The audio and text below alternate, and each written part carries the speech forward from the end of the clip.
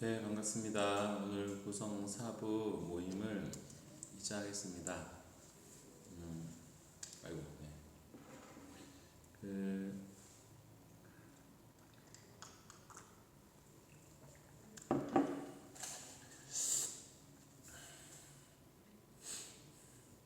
오늘은 오늘 365 암송 말씀은 위모 목사님께서 오전 예배 설교 시간에 말씀하신 거죠. 그, 그 성전 민문에 앉아있던 나면서부터 못 걷게 된 사람을 베드로 요한이 기도하러 올라갔다가 일으킨 사건인데, 그 사건을 통해서 오늘 윈 목사님 말씀이 이제 기도의 능력을 회복하자, 그리고 화목과 협동의 능력을 회복하자, 그리고 예수의 이름의 그 능력과 그 믿음을 회복하자, 이런 것으로 좀 이제 주제 자체는 이제 간단하고도 이제 어, 간단하고도 뭐 좋은 그런 이제 내용이었습니다. 그래서 혹여나 또 예배 못 들으신 분들은 다시 한번 온라인으로 예배를 드리시고요. 오늘 우리 부성 사부 그 공부는 감사를 표현하는 대화는 감사를 표현하는 대화. 우리가 보면은 보통 이렇게 화가 났을 때 대처하는 게 너무 어려운 일 같아요. 화가 났을 때 내가 어떻게 대처할 것인가? 어떤 어떤 어떤 이제 방식으로 대처할 것인가? 이런 게 이제 어려운 건데 이렇게 하고.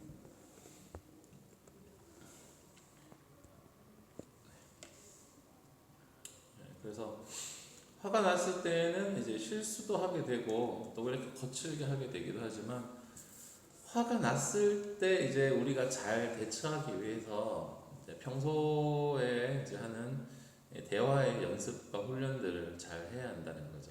그래서 그 비결이 이제 화를 줄이고 우리가 화가 났을 때도 표현을 잘하는 그 비결이 평소에 이 감사를 표현하는 연습을 잘 해보자라는 것이죠. 그래서 제가 유인물에 있는데, 감사를 표현하는 훈련을 했을 때 개인적인 정말 삶이 정말 만족해지고 행복하고, 또 화가 났을 때도 내가 화가 났을 때에도 이제 똑같은 과정으로 대화가 가능하다. 그리고 이렇게 하다 보면은 화가 나는 사건들이 줄어든다라는 겁니다. 예. 우리가 보면은 그 예전에 무슨 영상에 보니까 이제 그 응급 구조대 이제 그 대원 중에 한 사람이 이제 얘기하는 이제 그런 거를 봤는데, 사람들이 이제 정말 교통사고 현장 같은 데서 정말 이제 내가 딱 구했는데 이 사람이 진짜 거의 죽을 것 같은 상황에 처한 그런 상황이 있잖아요. 그럴 때 이 사람이 이 구급대원한테 질문을 하는 겁니다. 제가 살 수 있을까요? 막 이렇게 질문하는데, 이 사람의 판단으로는 이게 자기 생각대로 죽을 것 같다고 해야 할지, 아니면 용기를 주기 위해서 살 수 있다고 해야 하는지, 이게 갈등이라는 거죠.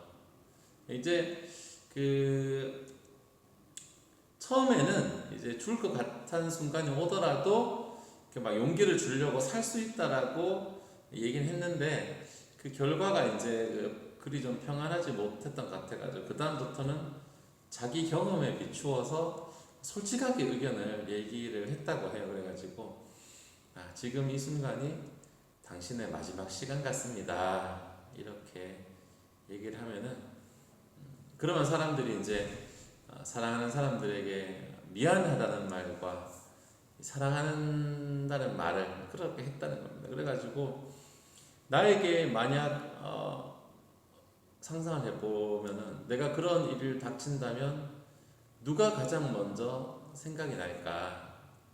누가 먼저 생각이 날까?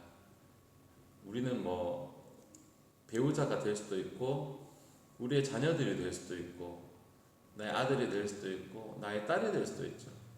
근데 평소에 표현하지 않았지만 우리 조금만 생각하면은 우리는 칭찬의 말과 표현의 말을 잘 할 수 있다는 겁니다. 그래서 1번이 관찰한 대로 묘사하기. 아, 참 이 내 자녀가 사랑스럽다. 뭐 나의 아내가 사랑스럽다라는 그 순간의 기억을 보고 들은 거를 있는 그대로 묘사하는 거죠. 묘사하는 거. 아, 어느 날 정말 내가 집에 들어갔을 때 정말 달려와서 정말 안기는 우리 아들을 보면서 정말 그 행복한 어떤 상황인지 예,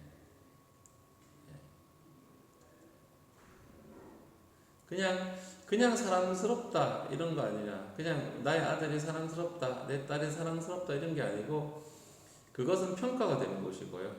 그 다음에 뒤에 딸의 모습을 뒤에 이제 이 아이의 모습을 묘사한 거는 관찰이에요. 관찰. 우리 애기의 모습 묘사한 거는 관찰이죠. 칭찬을 하고 싶다면은 본 거 그대로 또 들은 그대로 관찰한 바를 묘사하는 겁니다. 관찰은 구체적인 거죠. 관찰을 잘 묘사하면은 듣는 사람 머릿속에도 그것이 납득되어지고 감동이 된다는 겁니다. 그래서 2번 점 마음에서 올라오는 고마움을 표현하기. 그러니까 기억 속에 있는 사건을 떠올려 가지고 그것을 있는 그대로 묘사하다 보면은 이 상대방에게 고마운 마음을 느끼고 행복한 마음이 드는 거예요.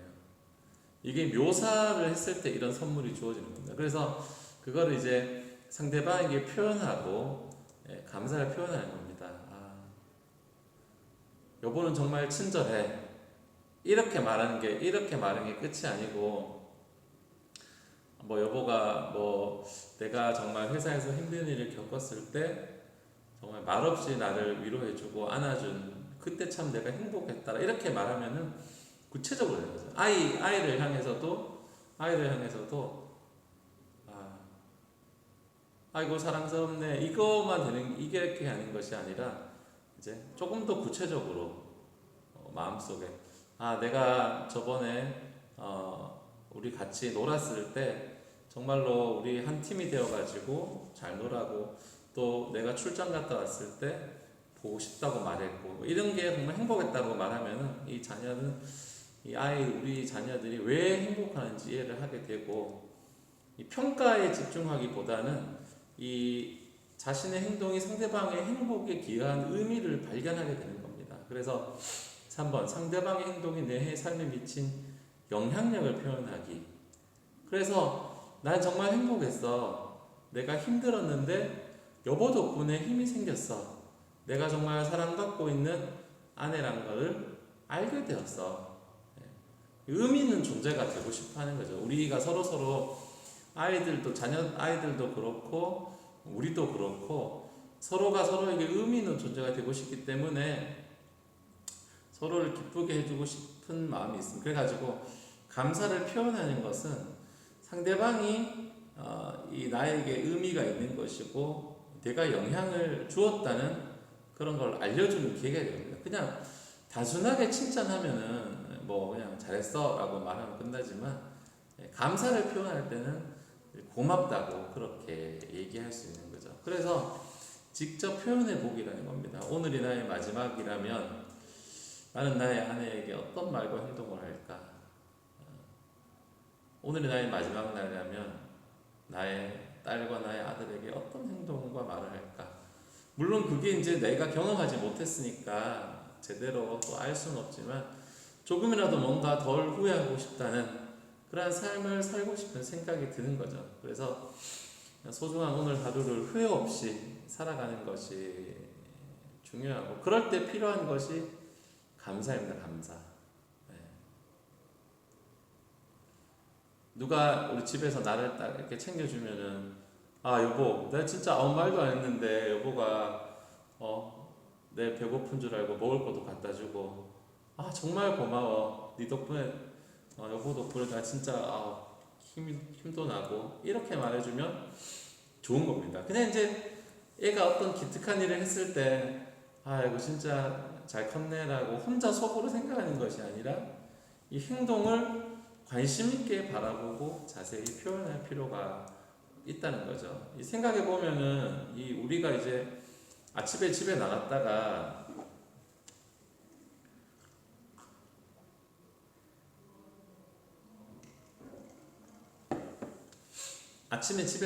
다시 집에 돌아오는 것이 정말 기적과 같은 일이잖아요.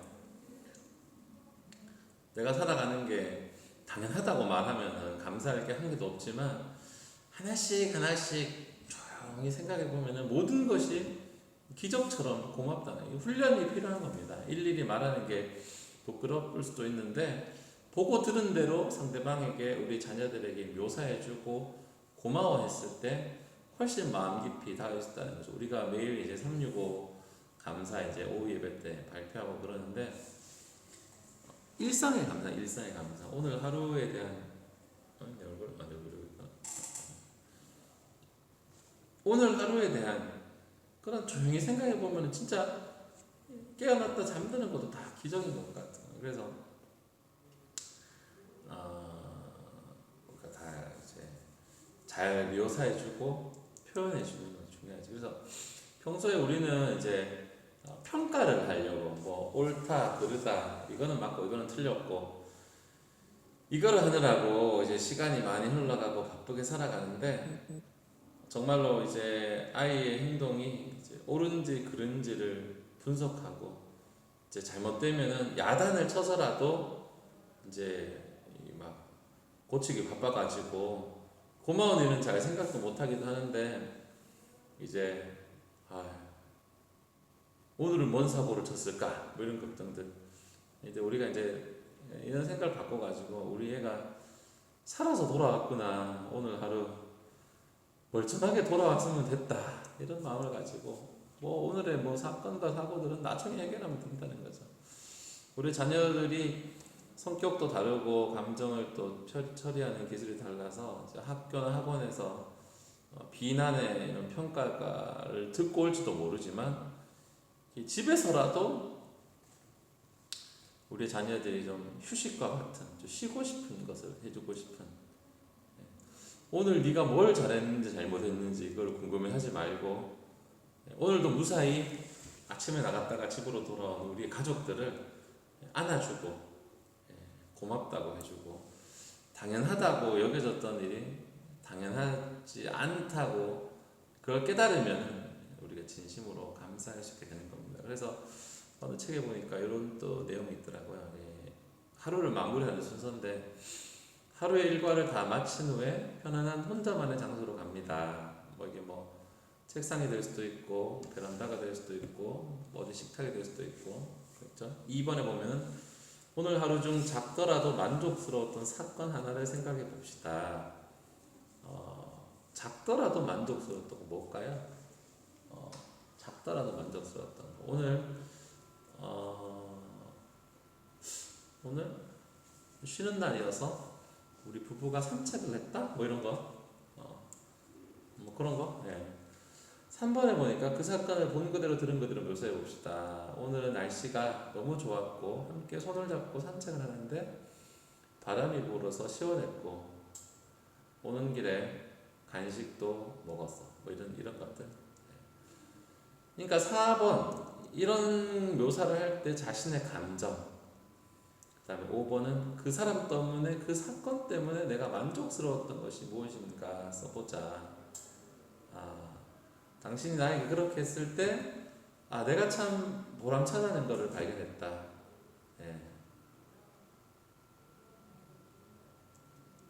그걸 이제 다음날 이야기 한번 해보는 겁니다. 그래서 감사를 표현하고 감사를 이제 보여주는 것이 정말로 이 삶을 이제 그냥 흘러가는 것으로 바라보는 것이 아니라 제대로 바라볼 수 있는 감사를 잘 표현하는 그런 대화를 할 수 있기를 바랍니다.